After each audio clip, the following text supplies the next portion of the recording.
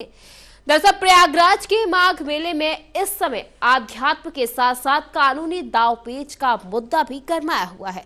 ज्योतिषपीठ के शंकराचार्य स्वामी अभिमुक्तेश्वरानंद सरस्वती और मेला प्रशासन के बीच टकराव अब अदालती नोटिस तक पहुंच गया है। प्रशासन ने जहां स्वामी जी के शंकराचार्य पद की वैधानिकता पर सवाल उठाते हुए उन्हें नोटिस थमाया, तो वहीं स्वामी जी के अधिवक्ता ने इसे सीधे तौर पर सुप्रीम कोर्ट की अवमानना और अपमान करार दिया है। 24 घंटे की समय सीमा के साथ पलटवार करते हुए प्रशासन से अपना पत्र वापस लेने की मांग भी की गई है। प्रयागराज माघ मेले में उस समय हड़कंप मच गया जब मेला प्रशासन ने स्वामी अभिमुक्तेश्वरानंद को एक औपचारिक नोटिस भेजकर उनके शंकराचार्य पद के प्रमाण मांग लिए। प्रशासन का कहना है कि सुप्रीम कोर्ट के पुराने आदेशों के आलोक में उनके पद की स्थिति स्पष्ट नहीं है। इस नोटिस को 19 जनवरी की रात भारी पुलिस बल के साथ स्वामी जी के शिविर के प्रवेश द्वार पर चस्पा किया गया था। प्रशासन ने स्वामी जी को अपनी स्थिति स्पष्ट करने के लिए महज 24 घंटे का समय दिया था। इस कार्रवाई ने न केवल स्वामी जी के अनुयायियों को आक्रोशित कर दिया, बल्कि इसे संतों की गरिमा के खिलाफ एक बड़ा कदम माना जा रहा है। प्रशासन ने पद की वैधानिकता पूछी। 19 जनवरी की रात चस्पा नोटिस। स्वामी अभिमुक्तेश्वरानंद का कड़ा विरोध। 24 घंटे के भीतर मांगा जवाब। स्वामी अभिमुक्तेश्वरानंद के अधिवक्ता अंजनी कुमार मिश्रा ने प्रयागराज मेला प्राधिकरण के उपाध्यक्ष को भेजे कानूनी नोटिस में बेहद कड़े शब्दों का इस्तेमाल किया।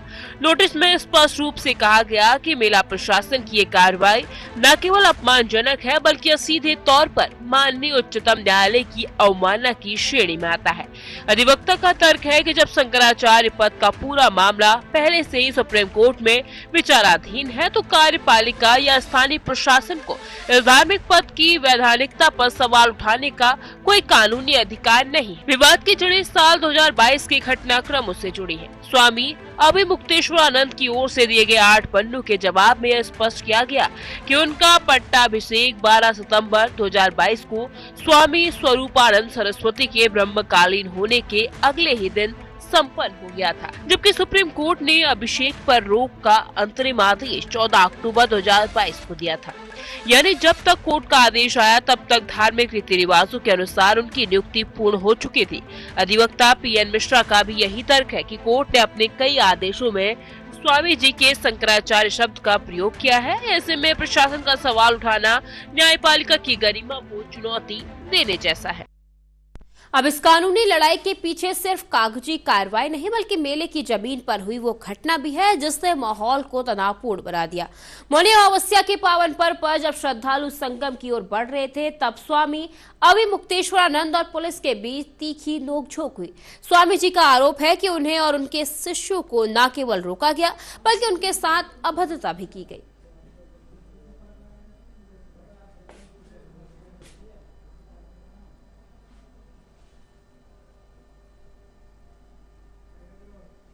मौनी अमावस्या के दिन जब स्वामी अभिमुक्तेश्वरानंद अपने समर्थकों के साथ संगम तट पर शाही स्नान के लिए जा रहे थे, तभी पुलिस प्रशासन ने उन्हें रास्ते में ही रोक दिया।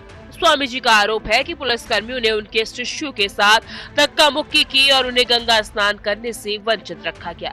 इस अपमान से आहत होकर शंकराचार्य अपने शिविर के बाहरी धरने पर बैठ गए और अन्न जल का त्याग कर दिया। उन्होंने जिला प्रशासन और पुलिस के वरिष्ठ अधिकारियों से माफी की मांग की है। 12 सितंबर 2022 को हुआ अभिषेक। सुप्रीम कोर्ट का स्टे बाद में आया। कोर्ट के आदेश की अवमानना का आरोप। पद को लेकर मामला न्यायालय में लंबित।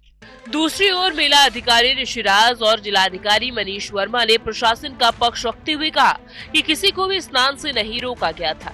प्रशासन के मुताबिक स्वामी जी के समर्थकों ने उस पांतून पुल के बैरिकेड तोड़ने की कोशिश की थी, जो केवल आपातकालीन सेवाओं और एम्बुलेंस के लिए आरक्षित था।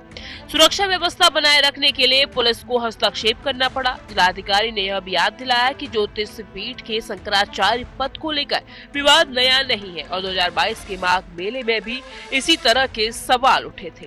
अब इस पूरे मामले में एक और गंभीर मोड़ तब आया जब स्वामी अभिमुक्तेश्वरानंद की ओर से स्वामी वासुदेवानंद सरस्वती पर परजरी यानी झूठी गवाही देने का आरोप लगाया गया। नोटिस में कहा गया कि स्वामी वासुदेवानंद ने सुप्रीम कोर्ट में जाली दस्तावेज और भ्रामक हलफनामे पेश किए ताकि पट्टाभिषेक को रोका जा सके। ये दावा किया गया है कि गोवर्धन मठ पुरी के शंकराचार्य के नाम पर भी गलत जानकारी कोर्ट को दी गई थी। स्वामी जी की टीम ने अब 9 मार्च 2024 को सुप्रीम कोर्ट में दायर एक आवेदन का हवाला देते हुए मांग की कि गलत तथ्यों के आधार पर अदालत को गुमराह करने वाले के खिलाफ सख्त कानूनी दंडात्मक कार्रवाई की जानी चाहिए। अब सवाल यह है कि क्या प्रशासन अपने कदम पीछे खींचेगा या ये विवाद एक लंबी कानूनी लड़ाई का रूप लेगा। 24 घंटे की मोहलत खत्म होने वाली है और सबकी निगाहें प्रयागराज मेला प्राधिकरण के अगले कदम पर टिकी हुई है। ये मुद्दा अब केवल एक नोटिस तक सीमित नहीं रह गया है, बल्कि यह देश के सबसे बड़े आध्यात्मिक पद शंकराचार्य की गरिमा और प्रशासनिक अधिकार क्षेत्र की सीमा के बीच का संघर्ष भी बन चुका है। अभिमुक्तेश्वरानंद द्वारा भेजे गए नोटिस ने उत्तर प्रदेश सरकार और मेला प्रशासन को रक्षात्मक मुद्रा में ला खड़ा किया है। कानूनी विशेषज्ञों का मानना है कि यदि प्रशासन 24 घंटे के भीतर अपना नोटिस वापस नहीं लेता है तो मामला हाईकोर्ट या सुप्रीम कोर्ट की अवमानना याचिका तक जा सकता है। नोटिस में स्पष्ट लिखा कि प्रशासन की ये हरकत दंडनीय अपराध की श्रेणी में आती है। 19 जनवरी की रात को जिस तरह से पुलिस बल के साथ नोटिस चस्पा किया गया उसे संस्थान का अनादर बताया गया है। माफी न मांगने पर मानहानि केस, परजरी के आरोप में कानूनी घेराबंदी, श्रद्धालुओं की आस्था के अपमान का दावा, अदालत जा सकते हैं स्वामी अभिमुक्तेश्वरानंद। ज्योतिष पीठ का विवाद दशकों पुराना है, जिसमें स्वामी स्वरूपानंद सरस्वती और स्वामी वासुदेवानंद सरस्वती के बीच लंबी कानूनी जंग चली है।